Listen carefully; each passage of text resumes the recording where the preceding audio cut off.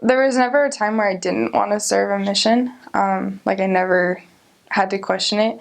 But when I was 14, I was at a fireside, and I think it was one of my friend's brothers that came home, or some random guy in my ward that came home from Greece. And I was sitting there and I was being a punk teenage kid, and the Spirit just kind of smacked me in the face. It was like, by the way, you're going on a mission. And I thought about it and I was like, okay. So I went home and I told my mom, and she was like, yeah, that sounds good. Sounds like she knew I would be the one to go on a mission. And so years and years obviously passed by. At the time, the age was still 21, but I was prepared to go at 21.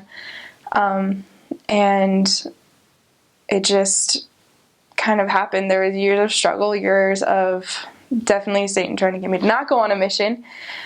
But when the age changed, it cut my 5-year wait to a 2-year wait, and I put my papers in January 18th of 2014, and I got my call 2 years ago today, and I went on my mission. I got set apart on my 19th birthday, and was a missionary ever since.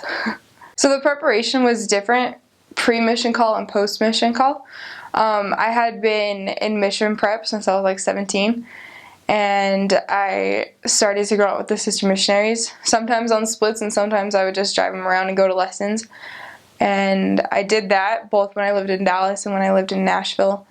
And I think that really prepared me because I was able to see different situations, and the sisters would put me in situations where I had to teach something. They wouldn't give me a whole lesson, obviously, but I would have, a testimony to share, something like that. So I got into the groove of it. And then post-mission call, I was at BYU, Idaho when I got my call, and I would just go to the temple all the time. And I would do baptisms for the dead twice a week, and just to get used to going to the temple a lot, get used to having that spirituality, and just, getting in tune with my inner missionary, I guess.